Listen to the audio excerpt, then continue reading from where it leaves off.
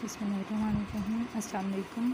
आज हम लोग कुछ क्वांटिटीज़ के बारे में पढ़ेंगे, physical quantities. There are two types of physical quantities, scalar quantities and vector quantities. Scalar quantities are those quantities which can be described by magnitude only, यानी कि स्केलर क्वांटिटीज़ में हम सिर्फ मैग्नीट्यूड को डिस्क्राइब करते हैं, जबकि vector quantities are the quantities that can be described by magnitude and direction. So vector quantities को हम डिस्क्राइब करने के लिए हम मैग्नीट्यूड और डायरेक्शन दोनों को यूज़ करते हैं। अब हमारे पास टाइम और लेंथ जो है ये स्केलर क्वांटिटीज़ हैं।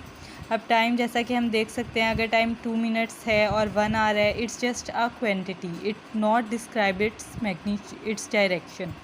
And length is 5 metre, it also doesn't describe its direction. So length and time are the scalar quantities. Velocity is a vector quantities because it describes both its magnitude and direction. Okay, so distance is the length of a path between two points. किसी भी दो points के दरमियान जो length होगी उसको हम कहेंगे distance. And it is a scalar quantity because it only describes its magnitude. Displacement, अब डिस्प्लेसमेंट जो है वो शॉर्टेस्ट डिस्टेंस है बिटवीन टू पॉइंट्स, दो पॉइंट्स के दरमियान। फॉर एग्ज़ाम्पल ये दो पॉइंट्स हैं, ठीक है। अब इन दो के दरमियान डिस्टेंस जो है वो इस तरह से भी डिस्क्राइब किया जा सकता है, लेकिन डिस्प्लेसमेंट को डिस्क्राइब करेंगे तो फिर वो क्या होगा, शॉर्टेस्ट डिस्टेंस, और जिसका एक डायरेक्शन भी हो। डायरेक्शन को हम एरो से रिप्रेजेंट करते हैं। So displacement the shortest distance between two points which has magnitude and direction, as it has magnitude and direction so it is a vector quantity. Speed can be described by distance covered by an object in unit time. जो भी distance cover होता है किसी भी time में उसको हम कहेंगे स्पीड। इसको हम रिप्रेजेंट कर सकते हैं v is equals to s divide by t। v जो है वो स्पीड का सिंबल है और s जो है वो डिस्टेंस का सिंबल है। और इसमें क्योंकि डिस्टेंस कवर हो रहा है और इसमें कोई भी डायरेक्शन मेंशन नहीं किया हुआ, तो सो it is a scalar quantity. Velocity क्या है, the rate of change of displacement of a body. Velocity displacement में चेंज को कहते हैं, तो क्योंकि डिस्प्लेसमेंट हमें पता है कि एक वेक्टर क्वांटिटी है, तो हमारे पास वेलोसिटी भी क्या होगी, एक वेक्टर क्वांटिटी होगी, क्योंकि इसके अंदर डायरेक्शन और मैग्नीट्यूड दोनों को डिस्क्राइब किया जाता है। वेक्टर्स को डिस्क्राइब करने के लिए वेक्टर्स को हम लिखने का एक स्पेसिफिक तरीका होता है कि इनके ऊपर हम एक एरो बना देते हैं, ठीक है, वरना हमें पता नहीं चलेगा कि ये स्केलर क्वांटिटी है या वेक्टर क्वांटिटी है।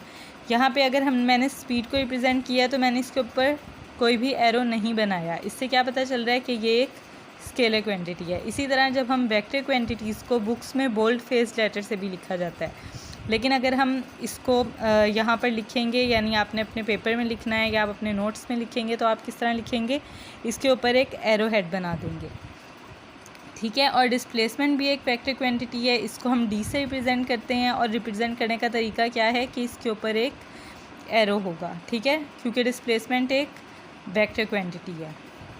And time is a scalar quantity so there is no arrow on time. इसी तरह से एक्सेलरेशन आ जाती है हमारे पास। अब एक्सेलरेशन क्या है, the rate of change of velocity of a body.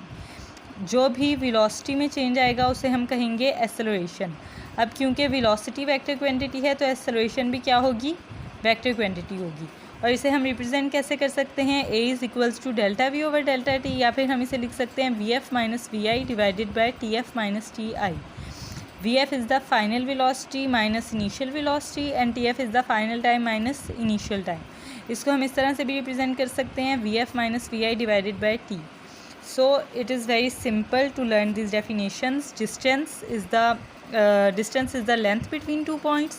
Displacement is the shortest distance between two points. We can also define speed as the rate of change of distance of a body, and velocity the rate of change of displacement of a body, and acceleration is also the rate of change of velocity of a body. So these are so simple definitions. I hope you can learn these definitions from my notes or from my lecture. Thank you.